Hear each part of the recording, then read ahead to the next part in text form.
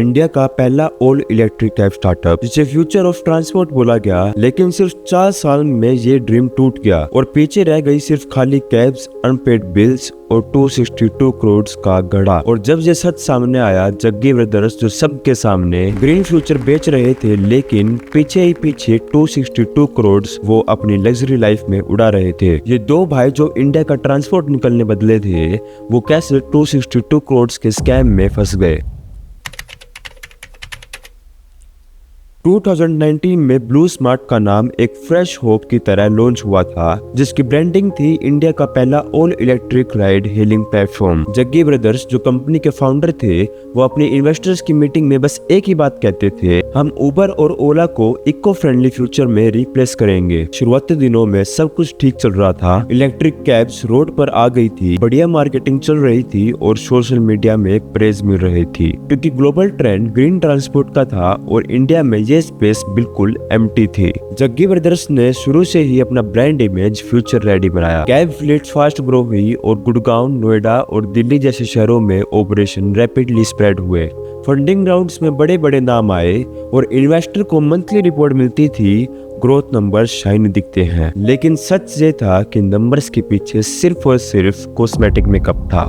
Company grow हो रही थी, लेकिन साथ ही फाउंडर्स का पर्सनल लाइफस्टाइल भी एकदम से लग्जरी मोड में शिफ्ट हो गया था। शुरुआती दिनों में छोटी छोटी बातें इग्नोर होने लगी, वेंडर्स को पेमेंट लेट मिलने लगी और ड्राइवर्स के इंसेंटिव्स कट होने लगे। कुछ एम्प्लॉयज ने नोट किया कि मार्केटिंग बजट से ज्यादा पैसा फाउंडर के पर्सनल ट्रैवल, लग्जरी होटल्स और प्राइवेट पार्टीज पर लग रहे थे। लेकिन जब तक फ्रेश फंडिंग आती रही, ये इशू छुपते रहे। फिर एक ऑडिट ने सच खोल दिया और कंपनी के अकाउंट्स में 262 करोड़ का गैप था। फंड्स जो कैब खरीदने, चार्जिंग इंफ्रा बनाने और ऑपरेशन एक्सपेंड करने में लगने चाहिए थे, वो डाइवर्टेड थे imported cars, luxury watches, high and apartments, club membership और फॉरेन ट्रिप्स पर। ये सिर्फ एक फाइनेंशियल मिसमैनेजमेंट नहीं था, ये इन्वेस्टर का पैसा सीधा फाउंडर्स की पर्सनल आयशी में जा रहा था। जब मीडिया ने ये स्टोरी उठाई, इन्वेस्टर एकदम शॉक में आ गए। मल्टीपल एफआईआर्स फाइल हुई, सेबी ने इन्वेस्टिगेशन शुरू की और गुड़गांव पुलिस ने एक्शन लिया। जिस बंगलों में पार्टीज होती थी,